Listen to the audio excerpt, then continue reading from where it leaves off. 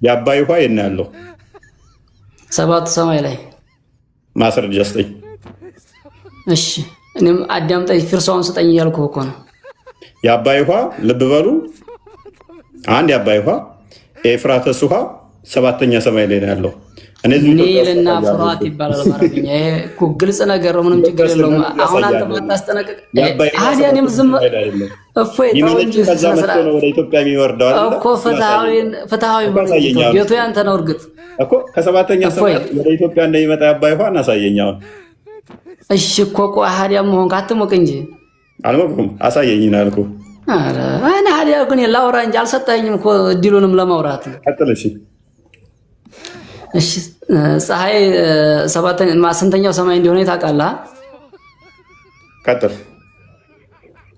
እሷ የምትገባበት መሬት አለ የለም አለ ብሎ ያምናል? አያምንም? የእናንተ መጽሐፍ አያምንም። እሱም ስህተት ነው። መሬት ውስጥ አትጸልቅም? አትጠልቅም። ስህተት ነው። ሱራ 18 አንዴ ክፈተው። እንትና ቆስጠንጢኖስ እሱ ሌላ አትክፈተው። አይ በዚህ ከሆነ አንግባባም። እንግዲያስ ችግር 83 ጀምረ ክፈተው። ያላ ስህተት ነው። ጮረቃ ውሃ ውስጥ መታ ፀሐይ ትገባለች ይችላል። ፀሐይ ቅድም መግቢያ ላይ ተናግሬ ነበረ። ትቀጥላለህ ወንድማችን። አንተ ቅድም እኮ ይሄ እንዳይመጣ ነው እኮ ያላ ስህተት ነው የሚለውን ነገር አሁን ይሄ ድንበር እያለፍክ ነው። እውነት አይ ችግር ቀጥልሽ፣ ችግር የለውም። እኔ እንዲህ አይነት ድንበር ያለፈ ቃል አካላት እችዋለሁ። እኔ በትህትና እኮ እንድንማማር ነበር የተናገርኩት። ቀጥልሽ። አይ እኔ እንደዚህ አይነት ነገር እየተነጋገርክ አናወራም። ያላ ስህተት ነው እንዴት ብሎ ነው? እኔ ሃይማኖት ያስኩት ፈጣሪን እየተሳደብ ካንተ ጋር ማውራትም አልችልም። በዛ አይነት ተሆነ ከፀሐይና ከምድር ማን ነው ትልቁ? ወጣ። እኔ አሁን እንዴ ብዬ ላስረዳ። እሺ ፀሐይ ከምድር ወደ 330 ምናምን ሺህ እጥፍ ትበልጣለች ከምድር። ቁርአኑ ግን ፀሐይ ከሰማይ ላይ መታ ጮረቃ ውሃ ውስጥ ትገባለች ይለኛል። አሁን እሱ ምን አለኝ? ምድር ውስጥ መታ ፀሐይ እንደምገባ አታምንም አለኝ። እሱን አሁን እንዴት ላስረዳው? ሱራ 1886 ላይ እንደዚህ ይላል፣ ወደ ፀሐይ መግቢያን በደረሰ ጊዜ ጥቁር ጭቃ ባላት ምንጭ ውስጥ የሆነ ምንጭ ውስጥ መታ ትገባለች ይለኛል። ፀሐይ ሲጀመር ምድር ነች በፀሐይ ዙሪያ የምትዞረው። ምድር ከሰማይ መታ ምድር ውስጥ ጮረቃ ውስጥ አገባም። ፀሐይ እንዲህ ያለች ምድር ትዞራታለች። እንዲህ ስትዞር ፊት ለፊት ስትሆን ቀን ይሆናል። እንደዚህ ስትዞር ጥላ ሲሆን ጨለማ ትሆናለች። በዚህ ጋር ደግሞ ቀን ይሆናል፣ እኛ ጋር ማለት ነው። ፀሐይ እንዲህ ነች። ይሄን እንዴት ላስረዳ? እሺ ታዲያ አስቸጋሪ እኮ ነው ይሄ። ቶፒካችን አይደለም። ለዛ ነው ቶፒክም ስላልሆነ ነው መግባት እንዲቴል ውስጥ ማብራራትም ያልፈለኩት። ጮረቃ ውስጥ ትገባለች። ኢቭን ፀሐይን እንዲህ ሲያዋት ትንጥዬ የሆነ ሳህን ነገር ነው አድርጎ የሳላት ማለት ነው በጊዜው። ፀሐይ መታ ልክ ጮረቃ ውስጥ እንደምገባ ሳላት። ስለዚህ የኛ ስህተት አይደለም፣ ስህተት ነው። ሳይንስ የምታውቅ ከሆነ በቀላሉ ትረዳለህ። ይህንን ለማጭበርበር ይሞክራሉ ኡስታዞቻችሁ። ኤንዌስ ግን ወደ ቶፒኩ እንመለስ። ወንድማችን ግን ምንም ሳያጭበረብር ምን አለ? ፀሐይ መታ የምገባበት ምድር ውስጥ አታውቅም አለኝ። እሺ እኔ አላምንም።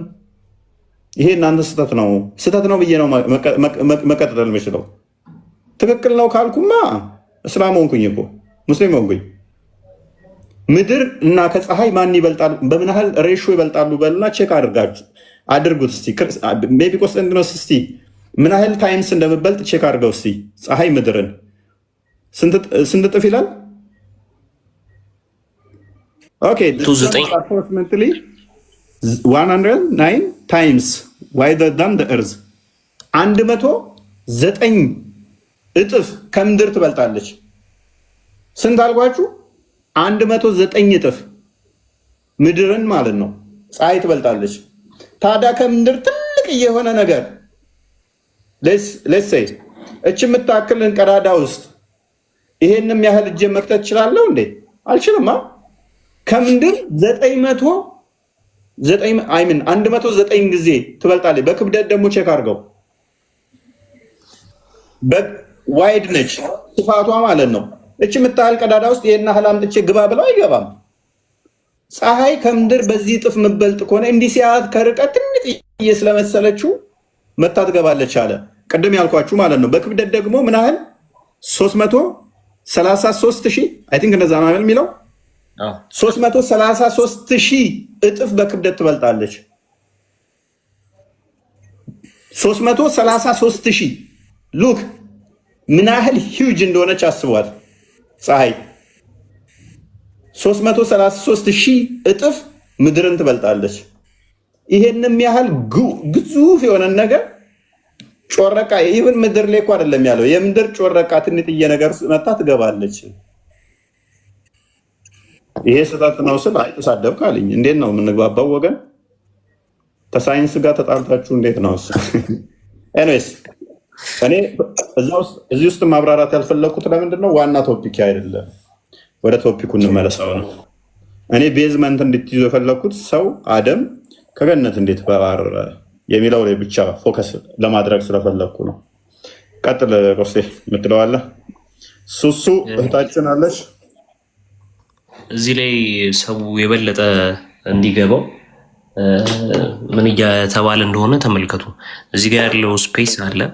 ይቺ ፀሐይ ነች፣ ይቺ ምድር ነች። ምን ያህል እነዚህ እዚህ ጋር ይቀመጣሉ ነው? እንደዚህ እንደዚህ እንደዚህ እንደዚህ እንደዚህ እንደዚህ እየተቀመጠን ምድር ይቺን ነው የምታክለው። በዚህ ያህል ስፔስ ላይ እንዴት ነው መታ እንደዚህ ተቀምጣ? ምንድን ነው እያሉ ነው ያለው? ምንድን ነው የሚለን? አፍ ምን እያለን ነው? አይመጣውም